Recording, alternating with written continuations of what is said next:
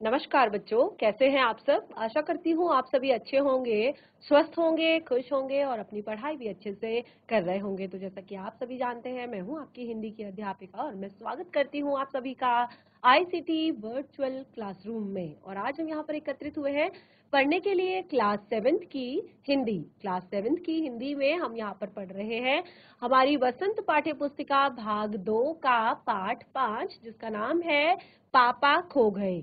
तो ये चैप्टर हमने अपने लास्ट सेशन में ही स्टार्ट कर दिया है और पाठ का नाम आप देख रहे हैं पापा खो गए, और जिसके राइटर है, लेखक है विजय तेंदुलकर जी। तो हमने अपने लास्ट सेशन में यहाँ पर विजय तेंदुलकर जी के बारे में जाना था कि इस पाठ के जो लेखक हैं विजय तेंदुलकर जी, उनका जन्म कहाँ पर हुआ, उनकी शिक्षा दीक्षा क्या है और किस तरह से उन्होंने कितने अलग अलग चीजें अपने जीवन में की। तो ये सारी जरूरी चीजें हमने यहाँ पर विजय तेंदुलकर जी के बारे में पढ़ा था। जैसे कि हमने उनके जन्म के बारे में पढ़ा।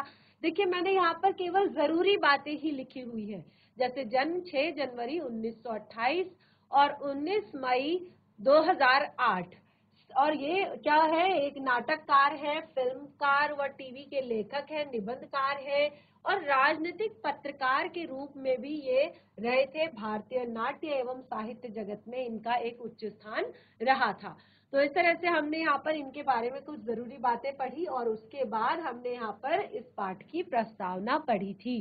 तो लास्ट सेशन में हमने जो पाठ की प्रस्तावना पढ़ी उसको एक बार मैं रिवाइज कर देती हूँ, क्योंकि कई बच्चे जो होंगे जिन्होंने लास्ट सेशन में इस पाठ को नहीं पढ़ा होगा वो भी एक बार देख लेंगे।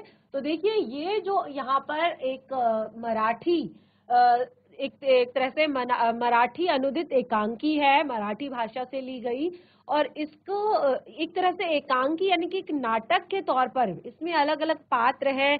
तो यहाँ पर आप एक बार इसको ध्यान से देखिए, लास्ट सेशन में भी हमने पढ़ा था, ध्यान पूर्वक पढ़िए कि रात का समय है, समुद्र के सामने का फुटपाथ है और वहीं पर एक बिजली का खंबा है, एक लेटर बॉक्स है और दूसरी तरफ धीमी प्रकाश में सिनेमा का एक पोस्टर है और उस पोस्टर पर एक नृत्य करती हुई यानी कि नृत्य की मुद्रा में एक जो महिला है उसका चित्र है, और समुद्र से सनसनाती हवाओं का बहाव है और दूर कहीं कुत्तों के भौंकने की आवाज आ रही है।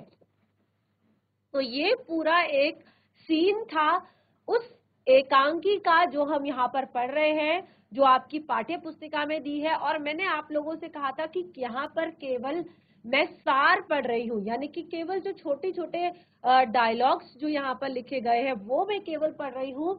आप अगर इस पाठ को अपनी पाठ्य पुस्तिका से पढ़ेंगे तब आपको और ज्यादा इंटरेस्ट आएगा इस चैप्टर को पढ़ने में। तो एक बार इसको पाठ्य पुस्तिका से पढ़ लेते हैं। और देखिए, पात्रों के विषय में भी मैंने यहाँ पर बताया था कि पात्र परिचय मैंने आपको दिया था, कौन कौन पात्र है यहाँ पर। तो देखिए, यहाँ पर हम जो पाठ पढ़ रहे हैं इसमें पात्र परिचय में एक बार फिर से करवा दूं, क्योंकि ये जो चैप्टर है बहुत ही ज्यादा इंटरेस्टिंग है। पात्र परिचय, एक बिजली का खंबा है, एक पेड़ है, एक लेटर बॉक्स है। ठीक है, शुरुआत कहाँ से होती है, बिजली का खंबा, पेड़ और लेटर बॉक्स से शुरुआत होती है। बिजली का खंबा अपनी बात रखता है और फिर जो पेड़ है फिर वो अपनी बात रखता है, उसके बाद आता है बीच पे लेटर बॉक्स।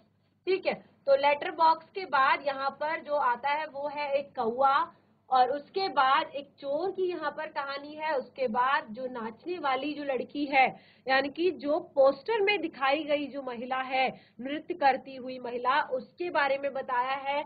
और साथ ही जो एक लड़की है लास्ट में, जो ये पूरी कहानी है जिसके विषय में वो हमने यहाँ पर पढ़ा। तो लास्ट सेशन में मैंने आपको काफी सारी चीजें इसमें बता दी थी, डिस्कस कर रहे थे दोनों पेड़ और जो आपका बिजली का खंबा है, और तभी जो है लेटर बॉक्स अपने पेट से एक पत्र निकालता है और उस पत्र को पढ़ने लगता है। तो चलिए इसको एक बार अपनी बुक से कंटिन्यू करते हैं।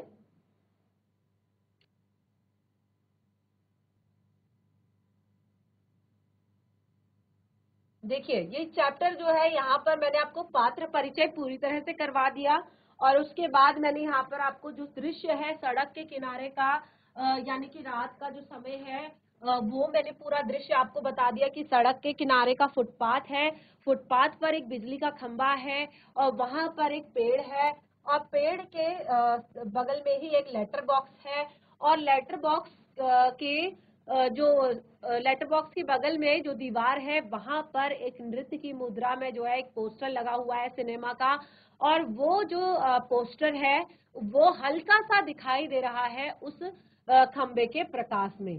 ठीक है, अब देखिए एक बार फिर से कंटिन्यू करते हैं, जो चीजें हमने कल पढ़ी थी रिवाइज भी हो जाएंगी और यहाँ से चैप्टर भी आपका स्टार्ट हो जाएगा बुक से, क्योंकि जैसे मैंने आपको बताया था कि बुक से अगर आप इसको पढ़ेंगे तो ज्यादा आपको चीजें अच्छे से समझ में आएंगी। आप सभी के पास पाठ्य पुस्तिका है, आप नोट कर सकते हैं अपनी पाठ्य पुस्तिका में से जहां जहां पर हम पढ़ रहे हैं उसको अंडरलाइन कर सकते हैं, साथ के साथ पढ़ सकते हैं। तो देखिए खंबा अपनी जम्हाई रोकते हुए, जम्हाई रोकना यानी कि जैसे रात को नींद आ रही होती है ना तो जम्हाई आती है ना नींद आते हुए, तो खंबा जो है अपनी जम्हाई रोकते हुए राम राम राम, रात बहुत हो गई। पेड़ आजकल की रातें कैसी हैं, जल्दी है बीतने में नहीं आती। खंबा दिन तो कैसे न कैसे हड़बड़ी में बीत ही जाता है, दिन तो कैसे न कैसे हड़बड़ी में बीत ही जाता है, लेकिन रात को बड़ी ही बोरियत होती है। पेड़ कहता है लेकिन रात को बड़ी ही बोरियत होती है, बहुत बोरियत होती है रात। फिर खंबा कहता है तब भी बरसात की रातों से ये रातें तो कहीं अच्छी है, बरसात की रातों से ये रातें काफी अच्छी है। क्यों कहता है, कहता है पेड़ राजा बरसात की रातों में तो रात भर भीगते रहना पड़ता है। जो बरसात की रातें होती है रात भर अगर बारिश हो रही होती है तो जितने भी सड़क के किनारे या आसपास पेड़ हैं खंबे हैं वो सब क्या होते हैं, भीगते रहते हैं, भीगते रहते हैं। तो वो क्या कह रहा है कि पेड़ राजा कि ये रातें तो फिर भी बरसात की रातों से काफी अच्छी हैं, कि बरसात की रातों में तो रात भर भीगते रहना पड़ता है। बादलों से आने वाले पानी की मार खाते रहो, और जो बादलों से तेज तेज बहुत स्पीड में जो पानी आता है उससे बहुत तेज लगती है, मार खाते रहो उसकी। और इस तरह से तेज हवाओं में भी बल्ब को कसकर पकड़े बराबर एक टांग पर खड़े रहो, बिल्कुल अच्छा नहीं लगता। और रात भर इस तरह से बल्ब को पकड़े हुए खड़े रहो एक टांग पर और इतनी तेज हवाओं के बीच, तो ये मुझे बिल्कुल अच्छा नहीं लगता। उस वक्त लगता है कि इससे तो अच्छा था कि ना ही होता, उस टाइम पे फील होता है कि इससे तो अच्छा था कि मैं ना ही होता। बिजली के खंबे का जन्म, यानी कि इससे तो अच्छा है कि बिजली के खंबे का जन्म होता ही नहीं। बल्ब फेंक कर दूर कहीं भाग जाने का जी करता है, उस टाइम पे जी करता है जब बहुत तेज बारिश हो रही होती है, बहुत तेज पानी गिर रहा होता है, तेज तेज हवाएं चल रही होती है। और खंबा कहता है कि उस टाइम पे मुझे लगता है, ऐसा लगता है कि ऐसी जिंदगी से तो खंबे का जन्म ना ही होता, ठीक था, मन करता है कहीं फेंक दो बल्ब को और वहां से भाग जाओ। तो इस तरह से दोनों जो है आपस में बातें कर रहे हैं। देखिए अब यहाँ पर बिल्कुल इंसान की तरह, देखिए ये पूरा मैंने आपको बताया था ना कि एक नाटक का दृश्य है, तो यहाँ पर ये जो खंबा है ये यहाँ पर बात कर रहा है, ये दीवार है और इस पर एक नृत्य करती हुई महिला का जो है ये पोस्टर लगा हुआ है, और एक ये पेड़ है, आप देख सकते हैं ये पेड़ है और ये लेटर बॉक्स है। और पेड़ के ऊपर आप पीछे की तरफ देख सकते हैं, पेड़ के ऊपर जो है वो कौवे का चित्र बना हुआ है। ठीक है, तो ये एक सुंदर सा नाटक यहाँ पर प्रस्तुत हो रहा है। अब देखिए पेड़ क्या कहता है, मुझ पर भी एक रात आसमान से गड़गड़ाती हुई बिजली आकर पड़ी थी। अरे बाप रे, वो तो बिजली थी या आफत। वो कहता है एक रात मुझ पर भी बिजली आकर गिरी थी और वो बिजली थी या आफत, याद आते ही अभी भी दिल धक धक करने लगता है। वो कहता है जैसे मुझे वो दिन याद आता है जब मेरे ऊपर बिजली गिरी थी, तो उस टाइम पे अभी भी सोच के मेरा दिल जो है धक धक करने लगता है, यानी कि मुझे डर लगने लगता है। तो यहाँ पर वह वहां खड्डा कितना गहरा पड़ गया था, तो वो बोलता है कि जहां पर बिजली गिरी थी वहां पर कितना गहरा खड्डा पड़ गया था। तो आपने देखा होगा कि जब बिजली गिरती है ना तो बिजली जब गिरती है तो जहां जहां पर भी गिरती है, अगर वो पेड़ के ऊपर गिरी, अगर पेड़ के बीचों बीच गिरी तो वो पेड़ के दो फाड़ कर देती है। अगर वो खंबे पर गिरी तो वो खंबा तोड़ देती है। अगर वो जमीन पर गिरी तो जमीन में गहरा गड्ढा कर देती है। अगर वो पानी में गिरी तो पानी में भूकंप पैदा कर देती है और पानी में रहने वाले जीव जंतुओं की मृत्यु हो जाती है। तो इस तरह से बिजली का गिरना बहुत ही ज्यादा खतरनाक होता है। तो पेड़ को याद आता है जब एक बार बिजली गिरी थी, तो वो कहता है कि थोड़ा बहुत जो है मुझ पर भी गिरी थी, और जिस जगह पर बिजली गिरी थी वहां पे तो बहुत बड़ा गड्ढा हो गया था। और खंबे महाराज, जब भी कभी बारिश होती है तो मुझे उस रात की याद जरूर आ जाती है और अंग थर थर कांपने लगते हैं। वो खंबे से कहता है, खंबे महाराज कि जब भी बारिश होती है तो मुझे उस रात की याद तो जरूर आ जाती है और मेरा जो दिल है वो थर थर कांपने लगता है, यानी कि मुझे याद आ जाती है वो दिन। ठीक है। खंबा, मेरी तबीयत ही लोहे की है जो मैं बीमार नहीं पड़ता, वरना कोई भी इस तरह बारिश, ठंडी, धूप में खड़ा रहे तो जरूर बीमार पड़ जाए। पड़ जाएगा या नहीं? कितने दिन बीत गए, कितनी रातें, लेकिन मैं बराबर इसी तरह से खड़ा रहता हूँ, एक लंबी ठंडी सांस छोड़कर। हे चुंगी, कि यह नौकरी भी कोई नौकरी है? छे, चुंगी की ये नौकरी कोई नौकरी है? तो वो कहता है कि वो तो मेरी तबीयत, तबीयत यानी कि मेरा जो एक जो शरीर है जिससे मैं बना हुआ हूँ ये लोहा है। वो कहता है कि मेरी तबीयत जो है लोहे की है, मैं जो बीमार नहीं पड़ता, यानी कि जो मैं बीमार नहीं पड़ता हूँ, मुझ पर बारिश का, ठंड का, धूप का कोई भी असर नहीं होता। वो कहता है कि अगर कोई इतने दिनों तक धूप में खड़ा रहे, बारिश में खड़ा रहे, ठंड में खड़ा रहे तो वो तो जरूर बीमार पड़ जाएगा। वो कहता है पड़ेगा या नहीं? अच्छा आप ही बताइए, अगर आपको लगातार 4-5 दिनों तक धूप में खड़ा कर दिया जाए, या आपको बारिश में खड़ा कर दिया जाए, या आपको बाहर ठंड में खड़ा कर दिया जाए, तो आप बीमार पड़ोगे या नहीं पड़ोगे? हैंड रेस करेंगे। अच्छा, हम बीमार पड़ेंगे या नहीं पड़ेंगे जब हम बारिश में खड़े होते हैं? तो जाहिर सी बात है हम बीमार पड़ जाएंगे अगर हम बारिश में भीगेंगे, या फिर हम धूप में खड़े रहेंगे, या फिर हम ठंड में खड़े रहेंगे। ठीक है। तो इस तरह से वो कहता है, छे, चुंगी की ये नौकरी भी कोई नौकरी है, यानी कि इस तरह से रोड के चौराहे पर खड़े रहना ये भी कोई नौकरी है। पेड़ कहता है कि अपने पत्तों का कोट पहनकर मुझे भी सर्दी, बारिश, धूप में उतनी तकलीफ नहीं होती, तो भी तुमसे बहुत पहले का खड़ा हूं मैं यहाँ। मेरा जन्म हुआ ही इसी जगह पर है। तब कुछ भी कितना एक तरह से यहाँ पर वो कहता अलग था। यहाँ पर वे सब ऊंचे ऊंचे घर नहीं थे, सड़क नहीं थी, सिनेमा का बड़ा पोस्टर और उसमें नाचने वाली औरत भी यहाँ नहीं थी, सिर्फ सामने का ये समुद्र था और मुझे बहुत अकेलापन महसूस होता था। तो वो बताता है पेड़ कहता है कि अगर मैं भी अगर अपने पत्तों का कोट ना पहनूं, अच्छा क्या वैल्यू होती है पेड़ के लिए पत्तों की, कौन बताएगा? किसी भी पेड़ के लिए पत्तों का क्या महत्व होता है? लास्ट सेशन में बताया था मैंने, यहां तक तो हमने रीड कर ही लिया था। कौन बताएगा? कौन बताएगा? फटाफट हैंड रेज कीजिए कि एक पेड़ के लिए पत्तों का क्या महत्व होता है। एक पेड़ के लिए पत्तों का क्या महत्व होता है?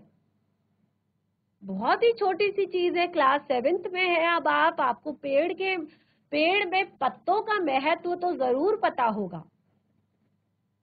और अगर नहीं भी पता होगा ना तो लास्ट सेशन में मैंने काफी अच्छे से आपको क्लियर किया था कि एक पेड़ के लिए पत्तों की क्या वैल्यू होती है, क्या महत्व होता है। तो सबसे पहले यहाँ पर मैंने आपको बताया था कि एक पेड़ के लिए जो पत्ते होते हैं, ठीक है, जो पेड़ के पत्ते होते हैं वही क्या करते हैं, पेड़ में एक तरह से उसके भोजन निर्माण का काम करते हैं। ठीक है। जब भोजन का निर्माण पत्तों में होता है, उसी से जो पेड़ है वो सदैव हरा भरा बना रहता है और उसको एक तरह से वो सूखता नहीं है, और वो प्रॉपर तरीके से हमें भी ऑक्सीजन देता है और हमारे आसपास जो वातावरण में कार्बन डाइऑक्साइड है उसको भी वो क्या करता है, अवशोषित कर लेता है, अपने अंदर समेट लेता है और जमीन में जल और खनिज लवणों का अवशोषण करके वो क्या करता है, अपने लिए भोजन बनाता है और उसी से वो सुंदर और हरा भरा रहता है हमेशा तक के लिए। तो वो कहता है कि जब मैं यहाँ पर, मैं तो तुमसे भी पहले से यहाँ पर हूँ, क्योंकि देखो तुम कह रहे हो कि तुम यहाँ पर काफी टाइम से हो, लेकिन वो कहता है मैं तुमसे पहले से यहाँ पर हूँ, मेरा तो जन्म ही यहाँ पर हुआ है। और जब मैं यहाँ पर आया था तब यहाँ पर कोई भी चीजें नहीं थी, सब एक तरह से अलग अलग, एक तरह से यहाँ पर सब कुछ था। ऊंचे ऊंचे घर भी नहीं थे, सड़कें भी नहीं थी, सिनेमा का बड़ा पोस्टर नहीं था और उसमें नाचने वाली एक महिला भी नहीं थी, और सिर्फ सामने का ये समुद्र था और मुझे बहुत अकेलापन महसूस होता था क्योंकि मैं अकेले था यहाँ पर। तो वो कहता है कि लेकिन जब से तुम्हें खड़ा किया, जब तुम्हें, क्योंकि जब यहाँ पर लोग आकर रहने लगे तो फिर तुम्हें यहाँ पर लाकर खड़ा कर दिया। तो वो कहता है मैंने सोचा कि चलो कोई तो था मेरे साथ, कोई तो आया मेरा साथी। और वो कहता है कि लेकिन वो भी कहाँ, तुम तो शुरू शुरू में मुझसे बोलने को ही तैयार नहीं थे। तो ये बात तो मैंने आप लोग को बताई थी कि कोई भी जो इंसान होता है, जैसे आप ही शुरू शुरू में अगर कहीं स्कूल जाते हो, नए स्कूल में जाते हो या नई रिश्तेदारी में जाते हो, नई जगह पर जाते हो, तो क्या आप जाते ही वहां पर बटर बटर बोलने लगते हो? नहीं, आप वहां पर थोड़ा देर क्या होता है, एडजस्ट करने में आपको लगता है, आपके दोस्त बनते हैं, आपके मित्र बनते हैं और फिर किसी न किसी बहाने से बात होती है, यानी कि कभी आपको पेंसिल चाहिए होती, कभी आपको पेन चाहिए होती है, कभी आपको नोटबुक चाहिए होती है। तो इस तरह से बहाने बहाने से बातें होती हैं और फिर हम क्या बन जाते हैं, अच्छे मित्र बन जाते हैं स्कूल में। तो इस तरह से सबको ये लगता है कि ये लड़की तो बहुत ज्यादा घमंडी है या ये बच्चा तो बहुत ज्यादा घमंडी है। तो वो क्या करता है कि वो कम बात करता है, उसको उसका जो नेचर है वो शाई है। तो बिल्कुल यहाँ पर भी यही होता है कि जो खंबा होता है वो पेड़ से बहुत जल्दी से बात नहीं करता और जो पेड़ है वो समझता है कि वो अकड़ू है। और वो कहता है बाद में मैंने ही सोच लिया था इसकी नाक इतनी ऊंची है तो रहने दो, मैंने भी कभी आवाज नहीं लगाई। हाँ, अपना स्वभाव भी तो जरा ऐसा ही है। तो वो कहता है कि हाँ, मैंने भी, जब तुमने बात नहीं की मुझसे तो फिर मैंने भी नहीं सोचा कि मैं तुमसे बात करूं। मुझे लगा कि तुम्हारी नाक अगर इतनी ऊंची है तो मैं भी क्यों तुमसे बात करूं। फिर खंबा कहता है हाँ, और एक दिन जब आंधी और पानी में मैं बिल्कुल तुम्हारे ऊपर आ पड़ा था। तो वो कहता है पेड़, बाप रे, कैसा था वो आंधी पानी का तूफान। तो इस तरह से वो याद करते हैं उस दिन को, वो उस टाइम को याद करते हैं, उस दिन को याद करते हैं और क्या करते हैं कि एक दिन जब जो खंबा है वो सीधा पेड़ के ऊपर आ गिरा, यानी कि बहुत तेज तूफान चल रहा था और उस तूफान में जो खंबा है वो सीधे पेड़ के ऊपर आ गिरा। ठीक है, जब वो पेड़ के ऊपर आ गिरा तो फिर वो कहता है कि दोनों की तभी से जो है दोस्ती हो गई। वो कहता है कि अच्छा हुआ, इसीलिए मैं कुछ, तुम वहां पर खड़े थे इसीलिए मैं कुछ संभल गया। यानी कि अगर पेड़ से कहता है कि अच्छा हुआ तुम वहां पर खड़े थे, अगर तुम वहां पर ना होते तो शायद मैं जो है नीचे गिर जाता और शायद मैं टूट जाता। तो इस तरह से वो कहता है और तब से जो है तुम मेरी वजह से काफी जख्मी हुए। और वो कहता है कि मेरा गुरूर भी थोड़ा कम हो गया और हमारी दोस्ती हो गई। और इस तरह से पेड़ कहता हूँ हवा तो आज भी बहुत है। पेड़ कहता है कि हवा तो आज भी बहुत है। और दोनों जो है चुपचाप चुप हो जाते हैं। कुत्ते के भौंकने की आवाज आती है, पोस्टर पर नाचने वाली औरत टेढ़ी हो जाती है। यानी कि जो हवा चल रही है तेज तेज, जो सामने दीवार पर सिनेमा का पोस्टर लगा हुआ है वो पोस्टर जो है टेढ़ा हो जाता है। वो नृत्य करती हुई जो महिला है वो इस तरह से तिरछी हो जाती है, पोस्टर टेढ़ा हो जाता है और उसके घुंघरू बजते हैं। फिर वह पहले की तरह स्थिर हो जाती है। यानी कि जो पोस्टर है वो हवा से हिल रहा है और ऐसा लग रहा है क्योंकि पोस्टर की आवाज आ रही है तो ऐसा लग रहा है जैसे उसके घुंघरू बज रहे हैं। और फिर से हवा एक झोंका इस साइड से आता है और फिर वो लेडी होती है फिर से सीधी हो जाती है, फिर से अपनी उसी मुद्रा को वो एक तरह से लेकर खड़ी हो जाती है। और लेटर बॉक्स किसी दोहे का एक चरण गुनगुनाता है और रुक जाता है। लेटर बॉक्स जो है वहां पर वो एक दोहे का चरण गुनगुनाता है और फिर रुक जाता है, और तभी पीछे से कौवा क्या करता है, झांक कर काऊ काऊ। कौन है जो रात के वक्त इतनी मीठी आवाज में गा रहा है और मेरी नींद खराब कर रहा है। जरा सा भी चैन नहीं है इन्हें। कौवा कहता है, अरे भाई कौन है जो रात के समय में इतनी मीठी आवाज में गा रहा है, मेरी नींद खराब हो चुकी है और जरा सा भी चैन नहीं है इन्हें। तो इस तरह से जो कौवा है वो बोल रहा है, तो लेटर बॉक्स कहता मीठी आवाज में ना गाएं तो कौवे जैसी कर्कश काऊ काऊ करे। क्योंकि कौवे की आवाज तो आप सभी को पता है ना, कौवे की आवाज कैसी होती है। कौवे की आवाज थोड़ा सा कर्कश होती है, यानी कि वो उसकी आपने आवाज सुनी होगी कि दिन भर काऊ काऊ काऊ करता रहता है, और कहता है जरा भी चैन नहीं है, और अपने पेट में हाथ डालता है, एक पत्र निकालता है और धीरे से जीभ को लगाकर खोलता है, यानी कि हल्का सा गीला उसको करता है और लेटर खोलता है और उसमें से कागज निकालकर पढ़ने लगता है। तो हमने अपने लास्ट सेशन में यहाँ तक पढ़ा था, यानी कि अब जिन बच्चों ने लास्ट सेशन में क्लास अटेंड नहीं भी की होगी वो बच्चे भी इस पूरे चैप्टर को समझ जाएंगे, और बहुत ही इंटरेस्टिंग है ये चैप्टर, बहुत ही मजेदार है। आगे कंटिन्यू करते हैं कि यह किसकी चिट्ठी आकर पड़ी है। वो बड़बड़ाता है, कहता है यह किसकी चिट्ठी आकर पड़ी है। हेडमास्टर ठीक क्या कहता है, श्रीमान श्रीयतु गोविंद राव जी। ओम, आपका लड़का परीक्षित पढ़ाई में काफी कमजोर है। क्लास में उसका ध्यान बिल्कुल भी पढ़ाई में नहीं रहता। इसकी बजाय उसे क्लास से गायब रहकर बंटे खेलना ज्यादा अच्छा लगता है। अब क्या कर रहा है वो लेटर बॉक्स, वो लेटर पढ़ रहा है, पत्र पढ़ रहा है हेडमास्टर की, जो गोविंद राव जी के लिए लिखी है कि आपका लड़का जो परीक्षित है वो क्लास में काफी कमजोर है पढ़ाई में, उसका ध्यान बिल्कुल भी क्लास में नहीं रहता और इसके बजाय वो क्लास से बाहर गायब रहता है और बंटे खेलता है। अगर आप एक बार खुद आकर मुझसे मिलिए। परीक्षित के पापा हेडमास्टर से मिल भी लेंगे तो क्या हो जाएगा। स्कूल में बच्चे पढ़े नहीं, क्लास से गायब रहकर बंटे खेलते रहे, इसका क्या मतलब। फीस के पैसे क्या फोकट में आते हैं। अब देखिए वो पत्र को पढ़ रहा है, लेटर को पढ़ रहा है और खुद ही बड़बड़ा रहा है। जो लेटर बॉक्स है वो कहता है कि परीक्षित के पापा अगर हेडमास्टर से मिल भी लेंगे, गोविंद जी अगर हेडमास्टर से मिल ही लेंगे तो क्या मतलब कि क्लास में बच्चे गायब रहकर बंटे खेलते हैं, इसका क्या मतलब है। स्कूल में नहीं पढ़े और फीस क्या फोकट में आती है, कि जो उनके माता पिता जो फीस भर रहे हैं वो क्या फोकट में आती है। सभी पापा लोग ऑफिस में इतना काम करते हैं तब कहीं जाकर मिलते हैं ये पैसे।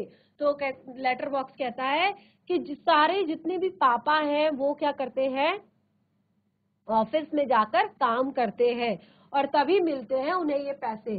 उन्हें ये बच्चे फोकट के समझे, यानी कि बच्चे जो है अपने माता पिता के पैसों की कदर नहीं करते, अपने माता पिता के पैसों की वैल्यू नहीं करते, उनके पैसों के महत्व को नहीं समझते कि कैसे उनके माता पिता पैसों को कमाते हैं, कि ऑफिस जाते हैं, वहां पर बहुत सारा काम करते हैं, और जरूरी नहीं कि सबके पापा ऑफिस जाकर बैठकर काम करते हैं। कुछ लोगों के पिताजी जो है बाहर काम करते हैं, दिन भर मेहनत करते हैं, दिन भर एक तरह से अपना बिजनेस जो है उनका उसको चलाते हैं।